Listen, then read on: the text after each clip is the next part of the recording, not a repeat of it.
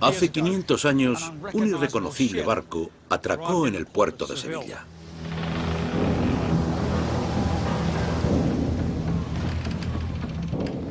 Su tripulación se vio reducida a solo 18 escuálidos y hambrientos hombres.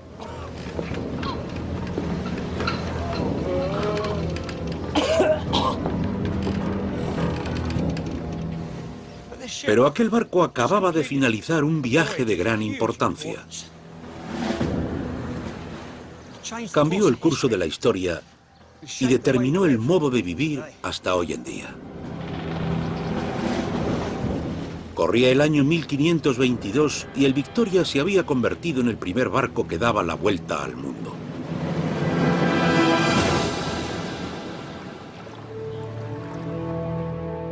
Aquel viaje abrió el gran océano, creó nuevas rutas de comercio y reveló la verdadera escala de nuestro planeta. Fue un triunfo del espíritu humano, una historia épica de valor y fortaleza, hambre y rebelión, heroísmo y muerte.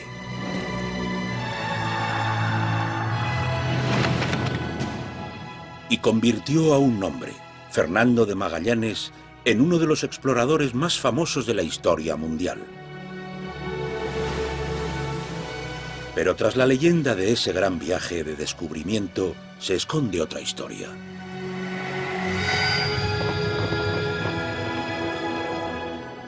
Viajes de descubrimiento. La vuelta al mundo de Magallanes. 2, 3. 1, 2, 3. 1, 2. Esta es la nao Victoria, una réplica perfecta de uno de los barcos de Magallanes. Me pierdo en la cuenta, así que concentración. Paul, es 1, 2, 3. Ah, gracias, José. Es José, el capitán del barco. Ya se ha dado cuenta de que no puedo contar. 3. 1, 2, 3. Casi 500 años después, esta réplica dará la vuelta al mundo para recordar uno de los desafíos más importantes de la historia marítima y a los hombres que participaron en aquel viaje. Como sabrán, yo he escalado el Everest. He pasado 20 años en las regiones polares más remotas. Pero como aventurero, las dificultades que he pasado no tienen ni punto de comparación con las que experimentaron aquellos hombres.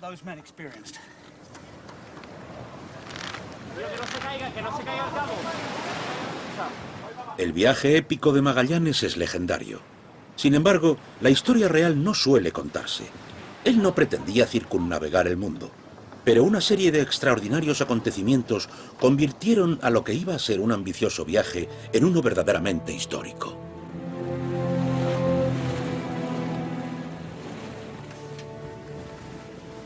El gran viaje de Magallanes dio comienzo el 21 de septiembre de 1519, cuando zarparon de España hacia lo desconocido.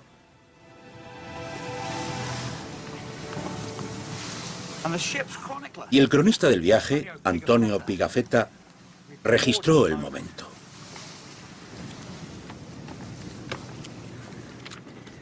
A ver la página.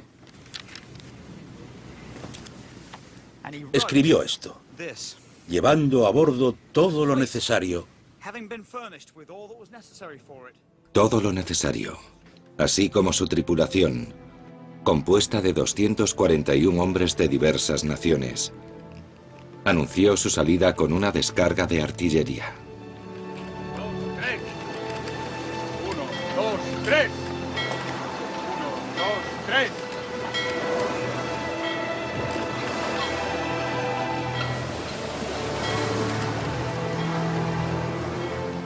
Para Magallanes, el capitán general, el viaje era la realización de un sueño que llevaba ideando 5 años. Este duro y decidido portugués iba a correr el mayor riesgo de su vida.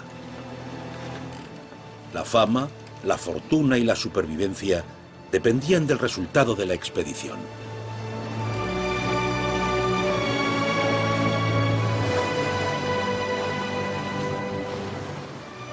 Entre los oficiales de la flota había un ambicioso capitán de barco llamado Juan Sebastián Elcano. Arriar las cebaderas. Este joven español iba a jugar un papel crucial en el épico viaje.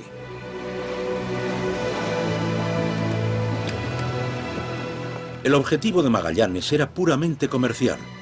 Quería encontrar una ruta española de comercio hacia el producto más preciado del mundo, las especias. En el siglo XVI valían más que el oro, pero para España eran inalcanzables. En 1494, el Papa dividió el mundo entre los dos poderes marítimos más importantes. España poseía los derechos comerciales de la mitad oeste del mundo, mientras que Portugal controlaba el este, y por tanto, la única ruta conocida hacia las inimaginables riquezas de las Islas de las Especias, las actuales Molucas.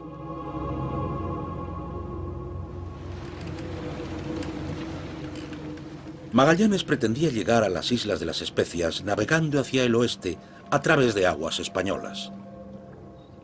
Era un plan increíble, ya que nunca se había navegado por esa ruta y nadie sabía siquiera si existía. Si hallaba esa esquiva ruta, España se convertiría en la nación más rica del mundo y Magallanes compartiría esa riqueza. Puso en servicio una flota de 5 sólidos barcos de comercio, diseñados para navegar por las traicioneras aguas de mar abierto.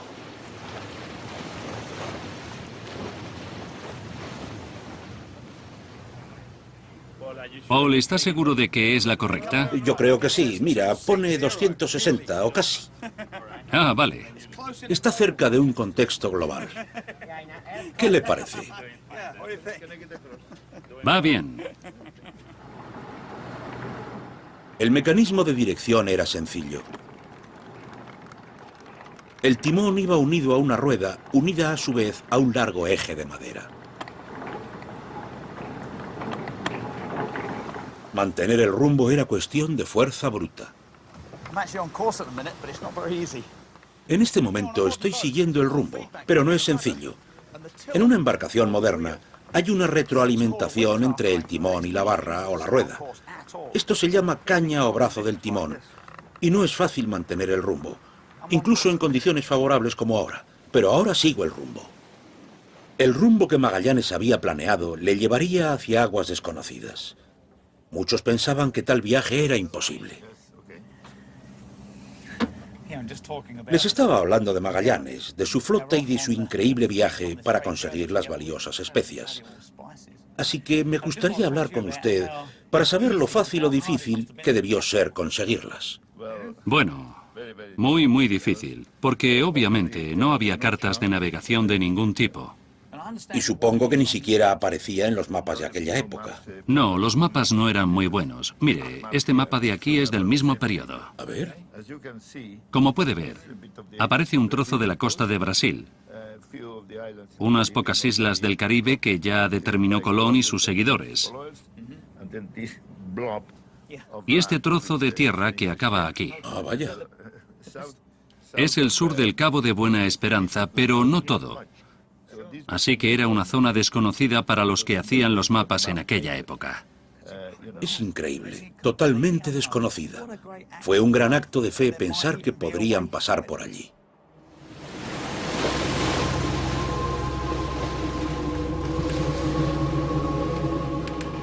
Realmente tuvieron mucha confianza, porque la gente sabía que la ruta propuesta por Magallanes quedaba totalmente bloqueada por el gran continente sudamericano.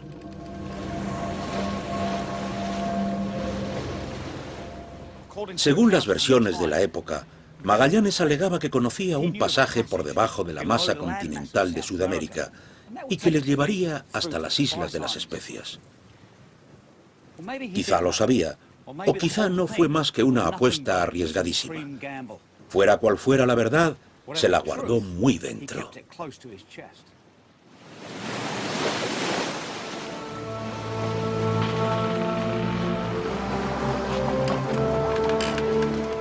Magallanes nunca reveló la fuente de su confianza en la existencia de ese pasaje, pero probablemente fueran los rumores que abundaban en el reservado mundo de los navegantes del siglo XVI.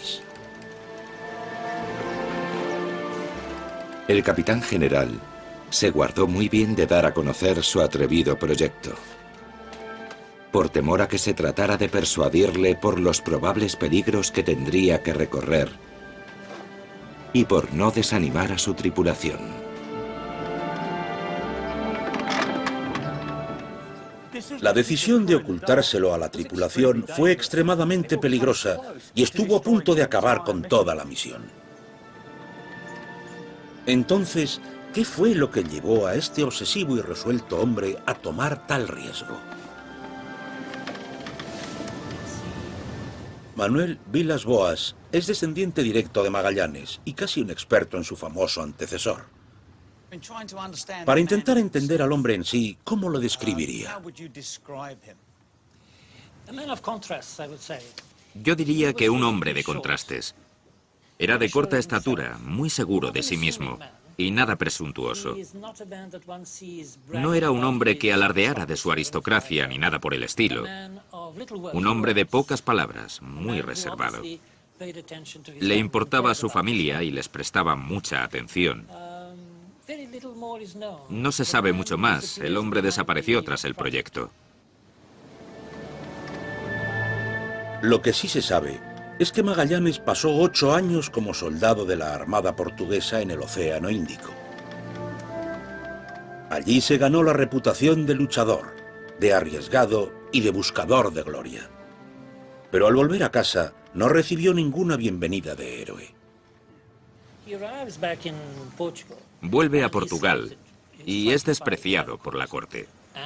Y dice, vale, me desprecian, pues haré algo que les demuestre que están totalmente equivocados. Acabaré la tarea que no terminó Cristóbal Colón. Haré lo mismo que hizo Vasco de Gama en África, pero en Sudamérica.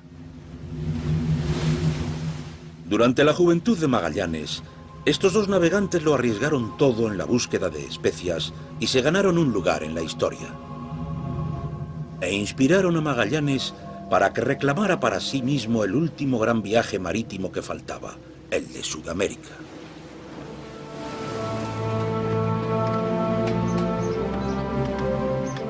Conseguir esa extraordinaria ambición se convirtió en su obsesión. Pero debía tener algunas dudas, ¿no? Sí, seguro. Los líderes de esa naturaleza y de tales expediciones son solitarios por definición. Hacen trabajos solitarios. No creo que dejara que nadie supiera que no estaba totalmente seguro de la existencia de aquel pasaje. Cuando por fin guió a la flota hacia el sur, era la primera vez que capitaneaba un barco. Su primer desafío fue el Atlántico, un océano que había acabado con numerosas vidas.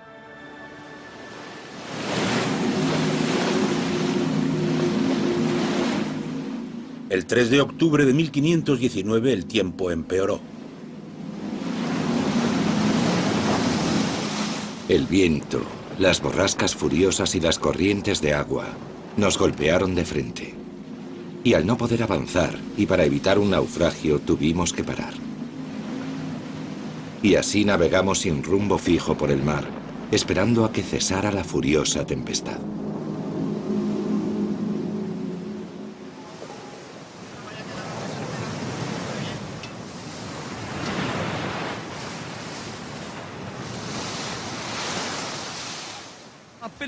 Yo he navegado con mal tiempo, pero siempre en un barco moderno.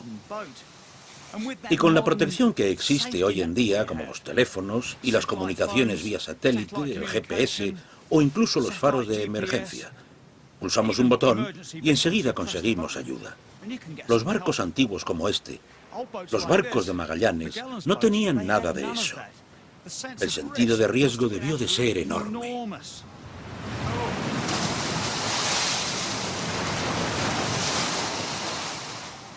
Un barco como este, en los grandes mares, se balancea muchísimo.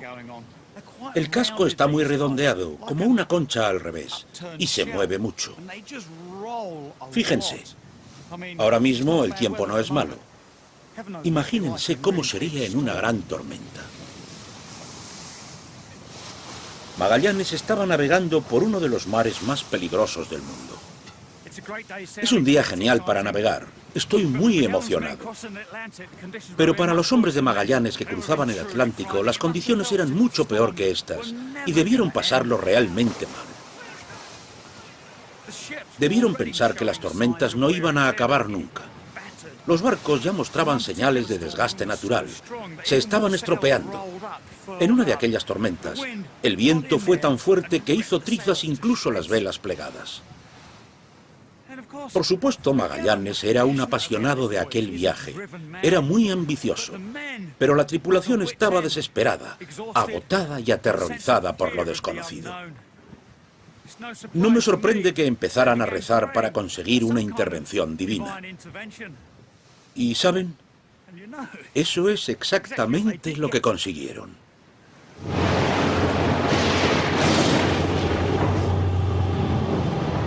Durante aquellas tormentas, vimos frecuentemente el cuerpo santo de San Anselmo. Una noche muy oscura se nos apareció en forma de antorcha en la punta del palo mayor.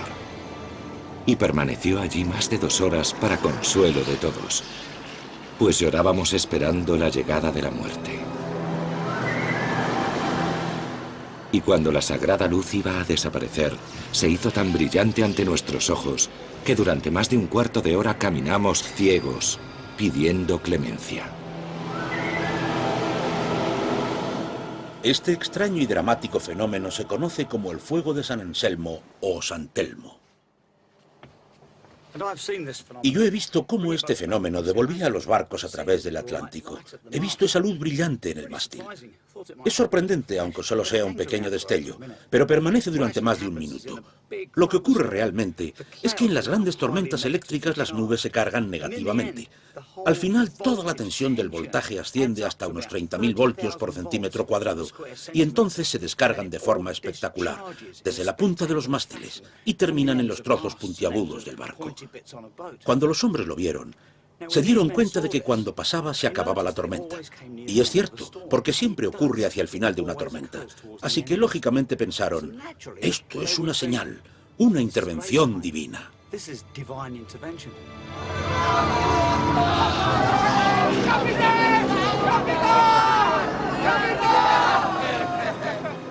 Intervención divina o no, aquellos hombres estaban al borde de sus límites físicos. Y como cualquier explorador actual les diría, no es el cuerpo exhausto el que gana al final, sino la mente. Aquella supuesta visita del santo tuvo un profundo efecto y les ayudó a seguir adelante con la dura prueba.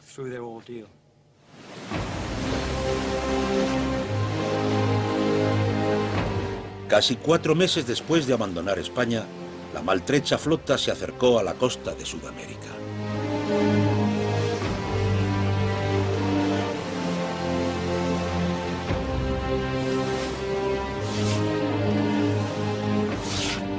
Avistaron una bahía salvaje, cerca de lo que hoy en día es Río de Janeiro.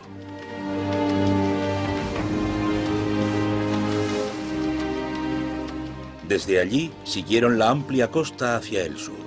Y durante el viaje, Pigafetta registró cosas tan extrañas como maravillosas.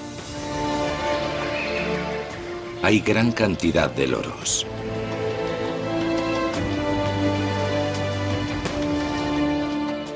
También algunos monos ardilla que parecen casi leones.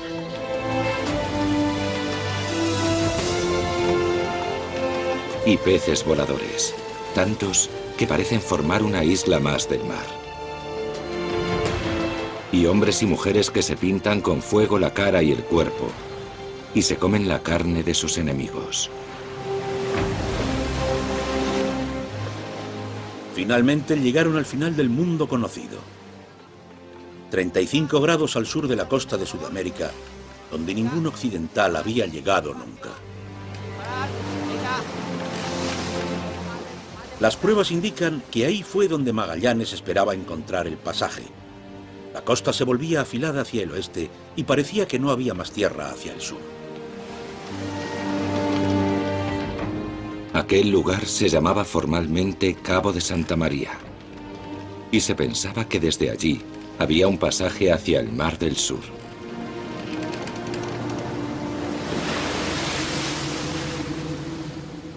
Tras 15 días de exploración llegó la terrible verdad. Aquel no era el legendario pasaje, sino una gigantesca ensenada que se extendía 300 kilómetros tierra adentro con 200 de ancho. Era el estuario del Río de la Plata.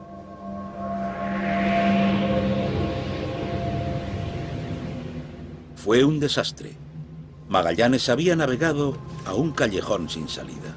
Su confianza en la existencia del pasaje se había hecho añicos.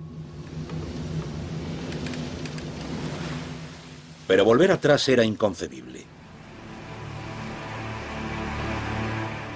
Así que tomó una extraordinaria decisión: superar la punta del mundo conocido, navegar hacia donde ningún europeo había llegado nunca. A ciegas, se dirigió al sur bordeando la desolada costa que llamó Patagonia, hacia uno de los mares más salvajes del mundo y hacia el invierno.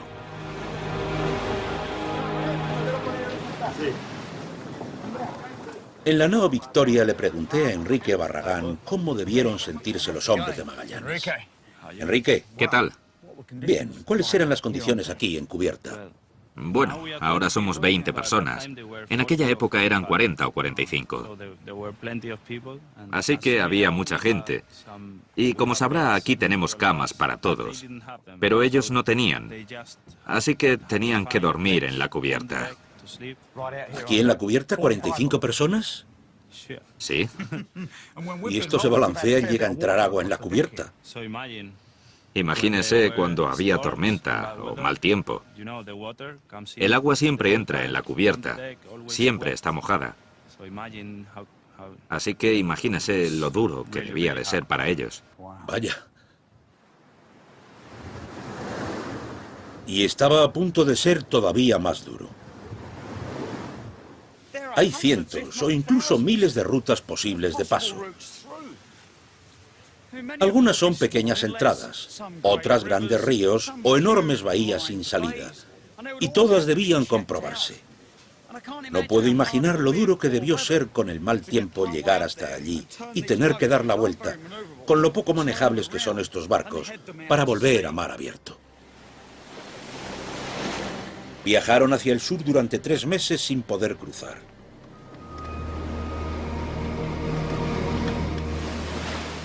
Las provisiones se iban agotando y los días se hacían más cortos. El 31 de marzo de 1520, a solo unos días de la Antártida, buscaron refugio en una bahía a la que llamaron San Julián. Los hombres tenían frío, hambre y estaban agotados. Tenían la moral por los suelos. Cuando Magallanes redujo las raciones, fue el golpe final. Sus capitanes le presentaron una petición exigiéndole la vuelta a España. Pero aquella no era una opción para un hombre que lo había arriesgado todo por encontrar el pasaje a través de Sudamérica.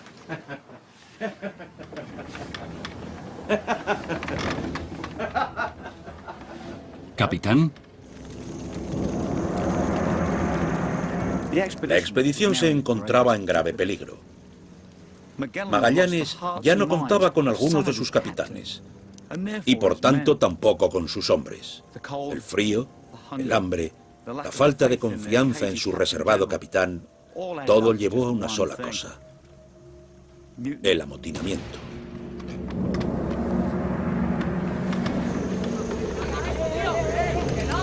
¡Compañeros! ¡Compañeros! ¡No!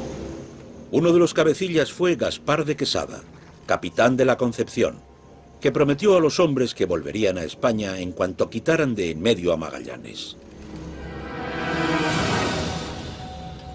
Magallanes estaba solo. Tenía que actuar de forma rápida. Caballeros.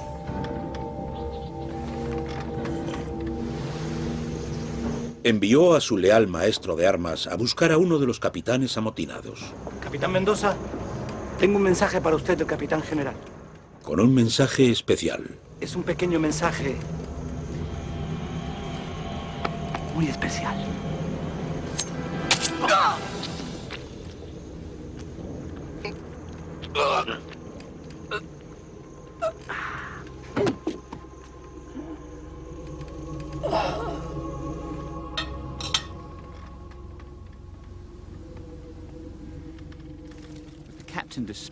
Desprovista de líder, la tripulación pronto dejó de resistirse.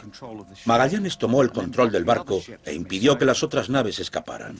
Desde esa posición fue capaz de acabar con el motín.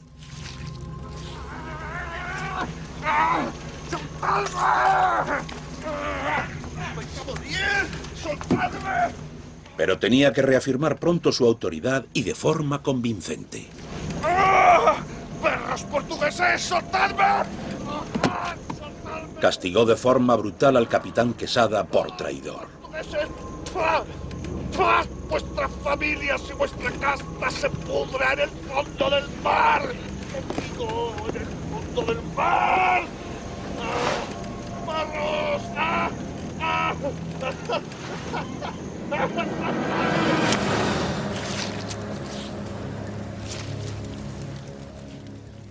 No había ninguna duda, el capitán general volvía a estar al mando.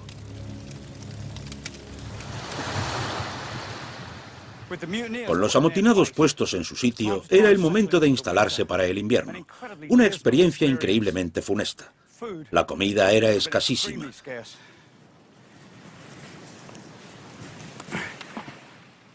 Yo sé lo que es la falta de comida en las expediciones. A mí me ha pasado. En una ocasión, estando en lo alto de una montaña en Alaska, la comida era tan escasa que pasamos 4 días en una cueva de hielo viviendo de sopa hecha de pasta de dientes.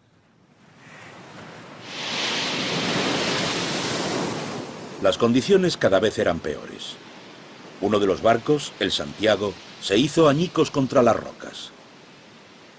Pero nada parecía acabar con la obsesión de Magallanes.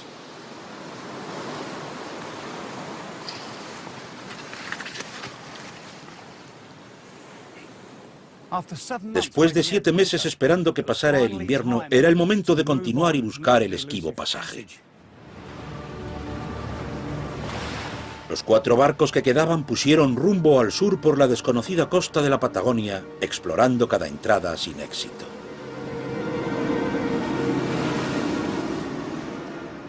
Finalmente, los hombres de Magallanes encontraron algo: ballenas. Aquello era una buena señal porque indicaba una posible ruta de migración hacia mar abierto, que era lo que todos esperaban. Milagrosamente, el 21 de octubre de 1520, encontramos un estrecho, al que llamamos el Cabo de las 11.000 Vírgenes. Casi un año después, hallaron una entrada que se metía mucho hacia el interior. Y algo aún más emocionante. El agua era salada. Así que, de alguna manera, esa entrada debía estar conectada con otro mar. Esperando que aquel fuera por fin el camino hacia el este, toda la flota se adentró en él. En el extremo oeste había un estrecho pasaje que conducía a una bahía, y después otro pasaje más. Se dirigieron hacia los estrechos y lo que hallaron fue un extraordinario laberinto de islas y posibles callejones sin salida.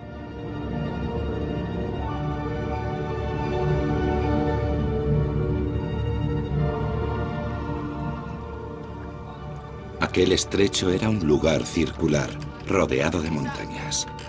Y muchos de los tripulantes pensaron que no habría manera de salir de allí.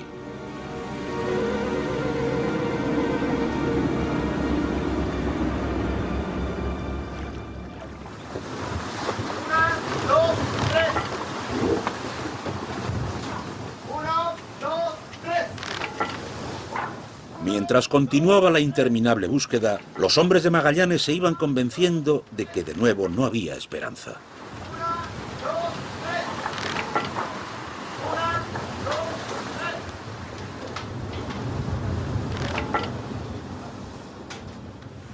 En estos estrechos fue donde Magallanes perdió su segundo barco. Pero esta vez no se debió al tiempo. El San Antonio se dirigió a España en un acto de rebelión. Fue un golpe devastador. El San Antonio llevaba la mayoría de las provisiones con las que contaba Magallanes para el viaje. ordenó a los 3 barcos que quedaban que avanzaran hacia el noroeste. Fue un viaje espantoso a través de un estrecho que ahora sabemos que tiene 530 kilómetros de largo.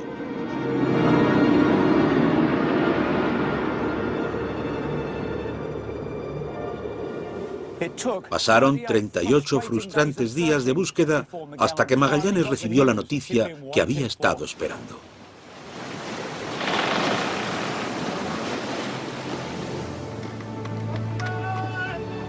¡Capitán! ¡Capitán! ¡Capitán! ¡Capitán, un mar gigante a la vista, capitán! ¡Gigante! Vete fuera.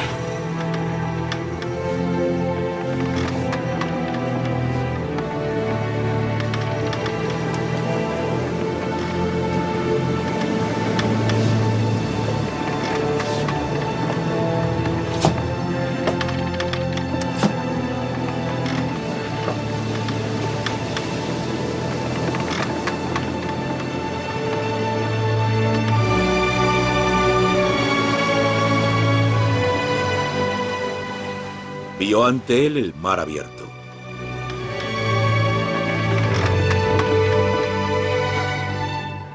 Había hallado el legendario pasaje. El capitán general lloró de alegría y lo llamó el Cabo Deseado, porque en efecto ansiábamos verlo desde largo tiempo.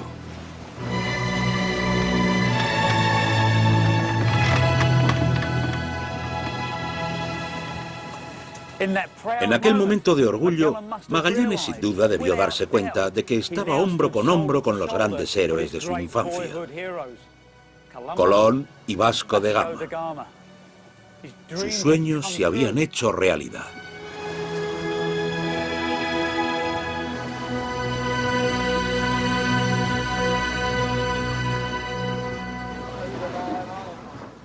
Incluso en aquel momento de triunfo personal, Magallanes no sabía la relevancia histórica de su hallazgo. Durante 400 años, su ruta, el Estrecho de Magallanes, sería la mayor ruta de navegación a través del Pacífico, y solo fue superada cuando se inauguró el Canal de Panamá en 1914. Fue un descubrimiento asombroso, pero Magallanes y sus hombres esperaban que fuera el preludio de algo aún mayor. La ruta occidental hacia las riquezas de las Islas de las Especias. El 28 de noviembre de 1520, Magallanes dirigió la flota hacia el norte. El tiempo era tan bueno y el mar tan calmo que lo llamó el Pacífico, el mar tranquilo. El cielo era inmenso y el horizonte se extendía sin fin.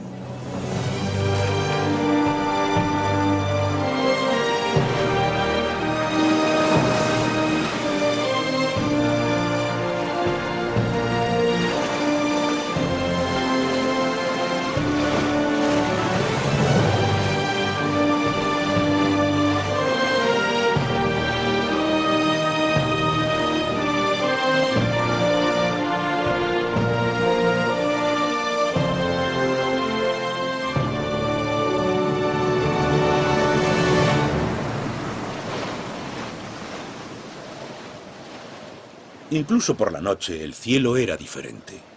Aquellos marineros temerosos de Dios quedaron maravillados ante la Cruz del Sur.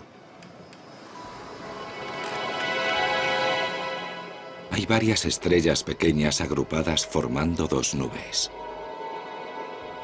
Y en el medio, 2 estrellas más, menos brillantes, que se mueven ligeramente. Casi 400 años después, se identificaron aquellos grupos de estrellas como 2 de las galaxias más cercanas a la Tierra. Las nubes de Magallanes han ayudado a los astrónomos a calcular la escala del universo y a presenciar la muerte de las estrellas.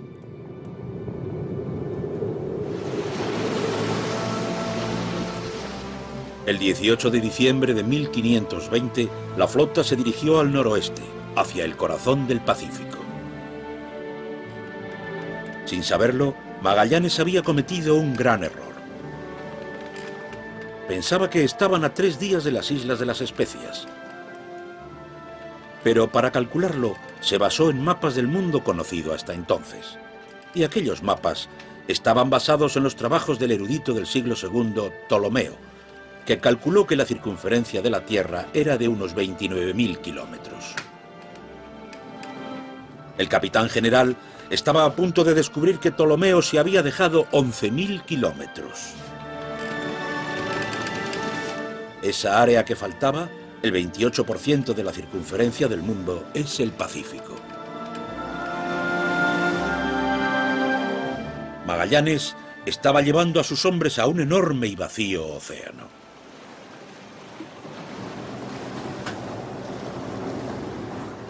José, el capitán de la moderna nao Victoria, se imagina cómo debió ser aquel viaje.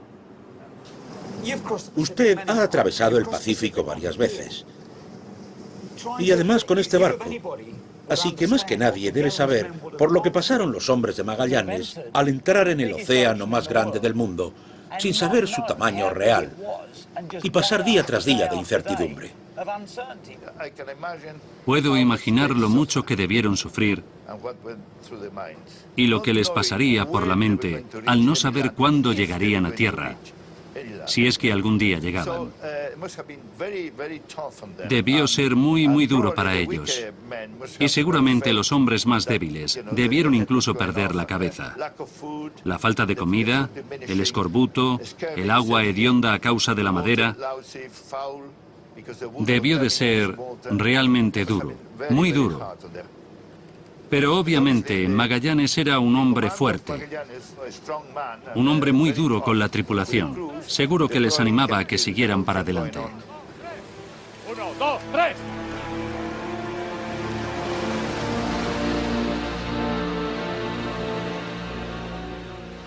Las semanas pasaban y la escuálida tripulación volvía a pasar hambre. Sus informes hacen perturbadora la lectura. Para no morir de hambre, llegamos a comer pedazos del cuero con que se había recubierto el palo mayor para impedir que la madera rozase las cuerdas. Las galletas que comíamos eran polvo mezclado con gusanos y tenían un hedor insoportable por estar empapadas en orina de rata. Y hasta las ratas, tan repugnantes al hombre, llegaron a ser un manjar tan caro que se pagaba cada una a medio ducado. Creo que nunca más un hombre se comprometerá a emprender un viaje como este.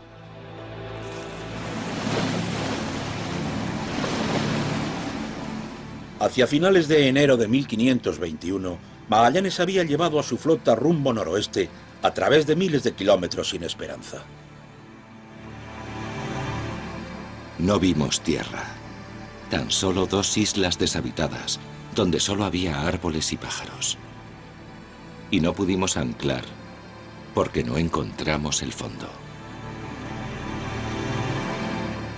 Meses después, sin ninguna tierra a la vista, incluso Magallanes debió dudar.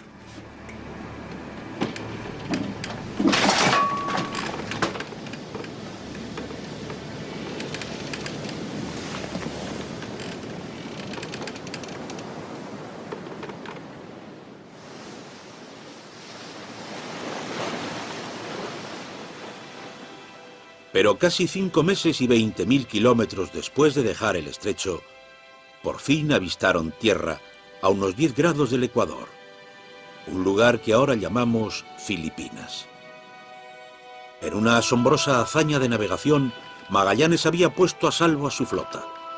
Ahora tan solo estaban a pocos días de las Islas de las Especias. Parecía que su riesgo iba a tener recompensa.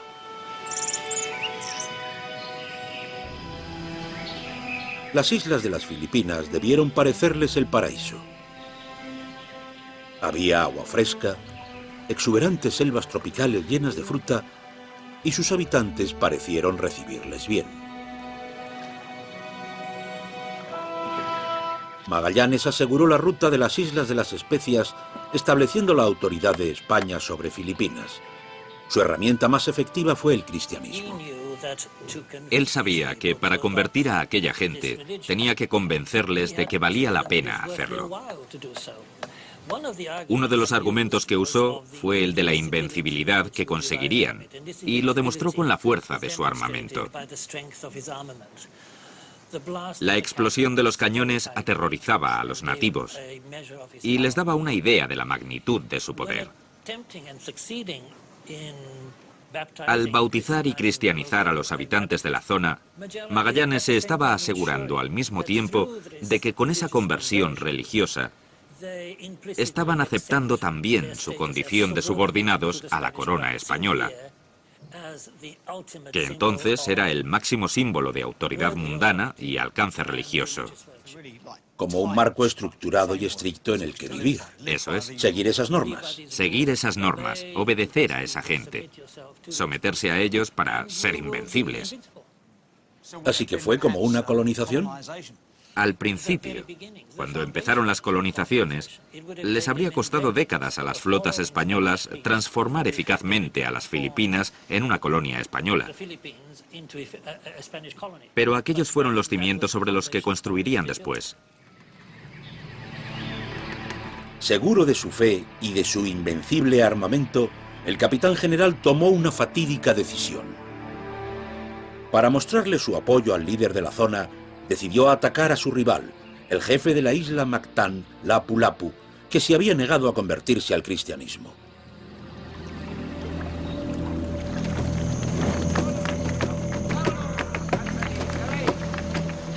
A bordo del Victoria, la noche antes del ataque, sus hombres se mostraban relajados y seguros.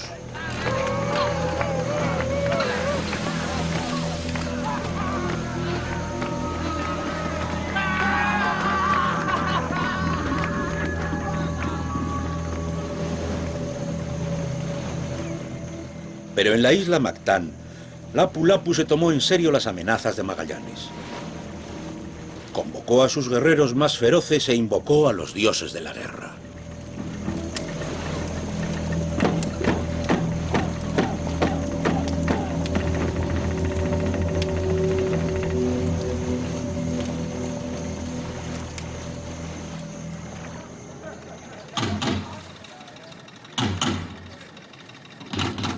Cada año se representan los acontecimientos que ocurrieron después en el lugar donde Magallanes y Lapu-Lapu se enfrentaron.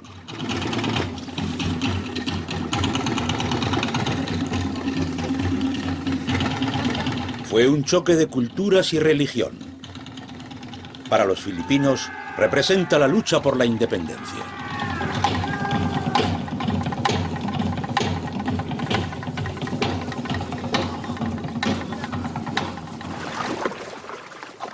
Antes de la batalla, Magallanes envió emisarios a través de estas calmadas aguas para intentar que Lapu-Lapu se sometiera al cristianismo y a las normas españolas. Pero de nuevo se negó. Y así, en la madrugada del 27 de abril de 1521, Magallanes y 50 de sus hombres llegaron a la playa de Mactán para luchar contra Lapu-Lapu y 1000 de sus hombres. A pesar de que les superaban en número, Magallanes estaba seguro de su victoria por la superioridad de las armas españolas y sus corazas. De hecho, estaba tan seguro de la victoria que prohibió a sus otros capitanes que se involucraran en la lucha. Pero aquello fue un error fatal. La marea estaba baja, así que tuvieron que dejar los barcos lejos de la costa. Magallanes y sus hombres llegaron agotados después de caminar casi 1 kilómetro por el agua. Y sus cañones estaban fuera del alcance.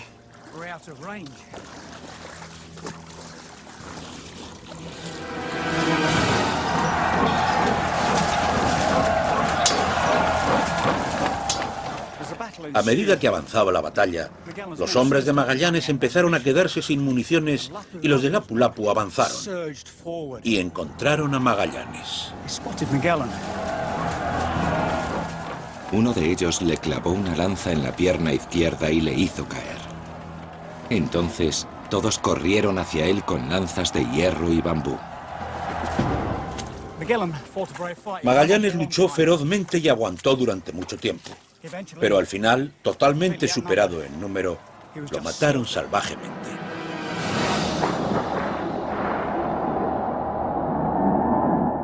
Asesinaron a nuestro espejo, nuestra luz, nuestro consuelo y nuestro gran guía. Magallanes nunca circunnavegó el globo, ni siquiera llegó a las Islas de las Especias. Su sueño terminó aquí, en Filipinas.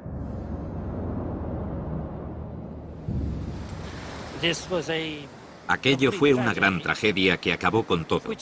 Su sueño, su plan, su viaje. Todos los dramas de la navegación por los océanos acabaron aquí. Y de forma absoluta. ¿Y usted qué piensa? Si Magallanes hubiera ganado la batalla, ¿qué hubiera pasado con la expedición? Si no hubiera muerto y hubiera llegado a las Islas de las Especias, que estaban muy cerca, yo creo que habría vuelto por el mismo camino, por el Pacífico, ya que nadie lo había hecho nunca.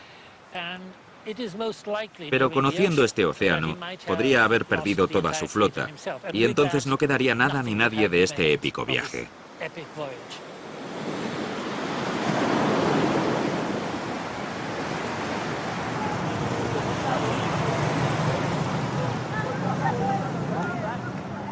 Puede que los sueños de Magallanes acabaran en Filipinas, pero su legado sigue existiendo. En este pequeño y polvoriento santuario aún puede verse la cruz que levantó cuando llegó esperanzado a estas islas. Es una de las reliquias más sagradas que existen en uno de los países más católicos del mundo. Podría haber sido la única reliquia del viaje de Magallanes si otro hombre no hubiera aprovechado la ocasión para llenarse de fama y fortuna. La muerte de Magallanes podría haber significado el fin de la expedición, pero los hombres que quedaron sabían que las Islas de las Especias estaban tan cerca que casi podían hasta olerlas. Con los 2 barcos que quedaban, los supervivientes partieron hacia las islas. Un nuevo y popular líder se hizo cargo del Victoria, Juan Sebastián Elcano. Señores, a las Molucas.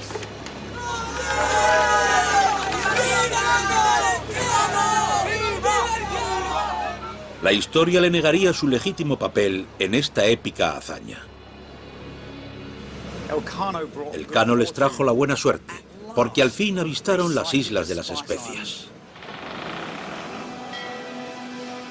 El viaje de 28.000 kilómetros les había costado la vida a más de 100 hombres, incluyendo al capitán general.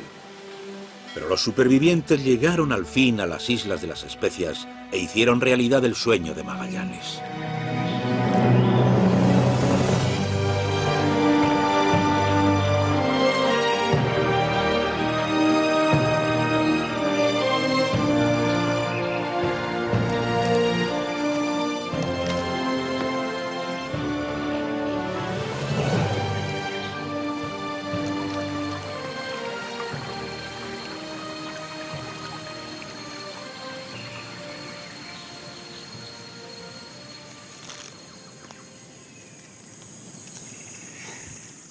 Esto es de lo que se trata, especias.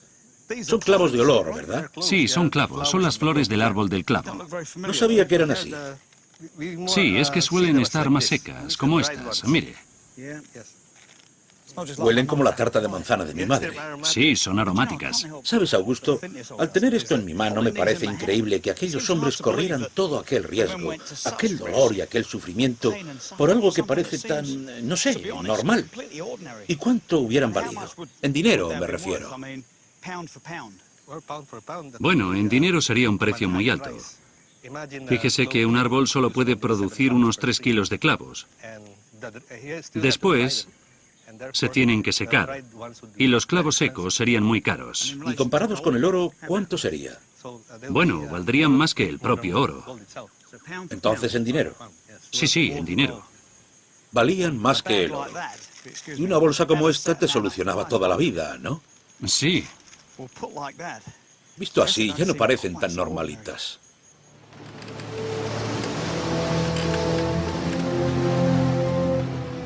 Elcano y sus hombres comprendieron el valor de la cantidad de especias que llevaban en los barcos y sabían que para ser ricos debían llevarlas a España. Los 2 barcos que quedaban tenían que tomar una decisión: volver por donde habían venido o continuar por el oeste, arriesgándose a caer en aguas enemigas. ¡Oscar! ¡Arriad la cebadera! Unos decidieron ir al este y los otros al oeste. El Trinidad se dirigió al este por el Pacífico. Pero no había avanzado mucho cuando cayó en manos portuguesas. Confiscaron la preciada carga, quemaron el barco y encarcelaron a la tripulación.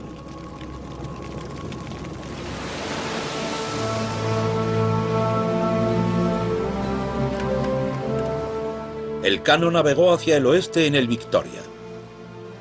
España estaba a unos 20.000 kilómetros y toda la ruta se encontraba bajo influencia portuguesa. ¡Arriad cebadera! Para evitar la captura, navegó grandes tramos por aguas inexploradas.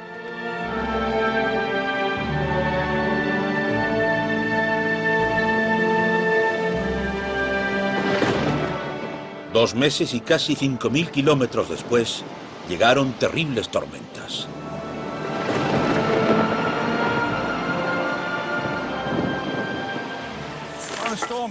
Las tormentas con las que se toparon aquellos hombres fueron tan poderosas que incluso rompieron este mástil.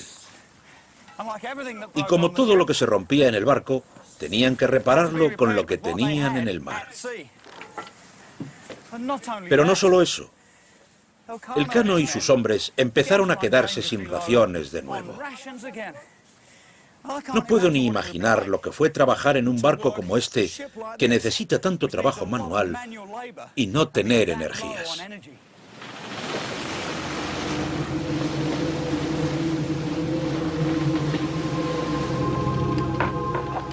Los famélicos hombres empezaron entonces a contraer escorbuto.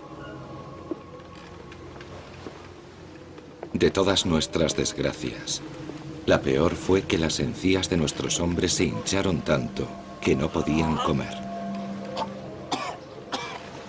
25 o 30 hombres se enfermaron, y de ellos 19 murieron.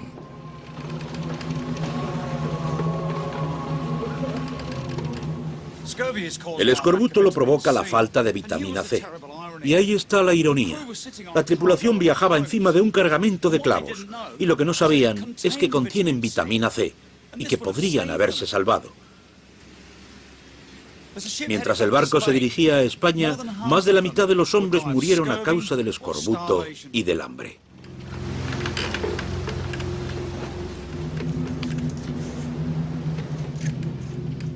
Elcano escapó del escorbuto porque comía dulce de membrillo, que, sin él saberlo, contenía suficiente vitamina C como para protegerle de la enfermedad.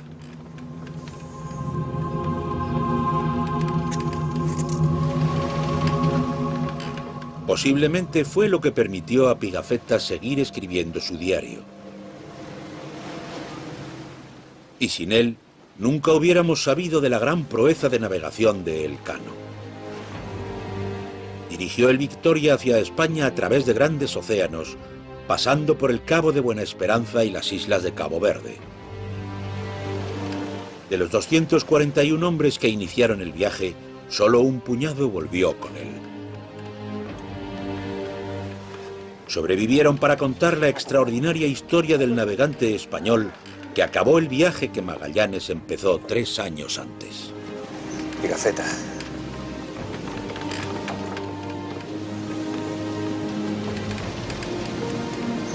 Sevilla.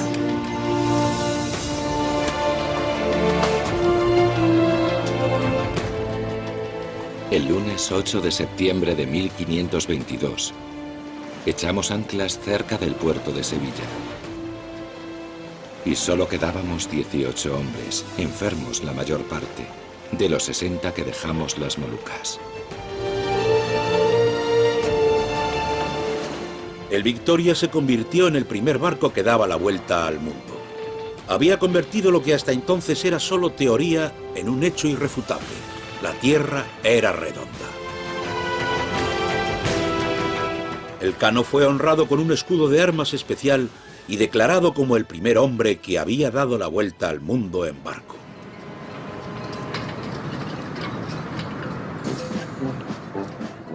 5 siglos después, navegar alrededor del mundo aún se considera un logro extraordinario.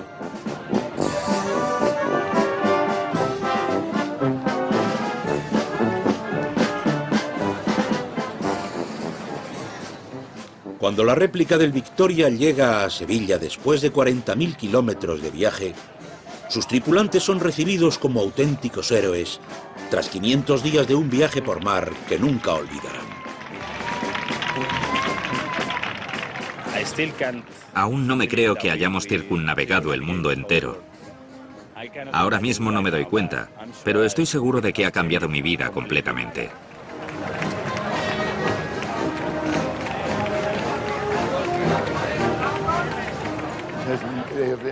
Se ha hecho realidad mi mayor sueño.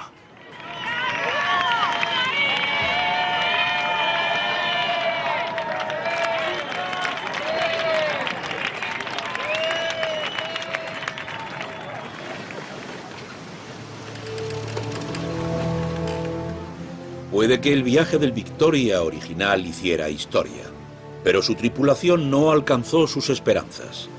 No vieron nunca su fortuna. El cargamento de especias se vendió y con lo recaudado, el rey de España cubrió la pérdida de la flota. La corte española rechazó al cronista Pigafetta y le devolvió a su Italia nativa. Su diario sigue siendo el archivo definitivo de aquel gran viaje. 4 años después, Elcano intentó una segunda circunnavegación para reclamar las Islas de las Especias para España, pero no lo consiguió. Murió de escorbuto durante la travesía del Pacífico.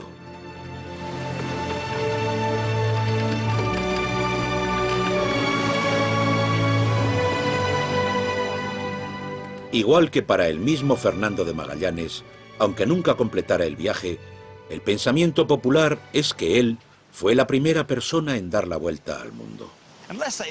A no ser que vayan a España. Allí les dirán que fue Juan Sebastián Elcano. Pero ¿qué importa? Después de todo, ambos fueron grandes hombres. Magallanes tuvo lo que hacía falta para idear un viaje tan atrevido y lo llevó a cabo. Y Elcano tuvo la fuerza y la tenacidad para terminarlo. Tanto ellos como los hombres con los que navegaron compartieron uno de los viajes de descubrimiento más importantes. El viaje que definiría la forma y tamaño de nuestra Tierra y sus océanos y que cambiaría el paisaje geográfico, espiritual y político para siempre.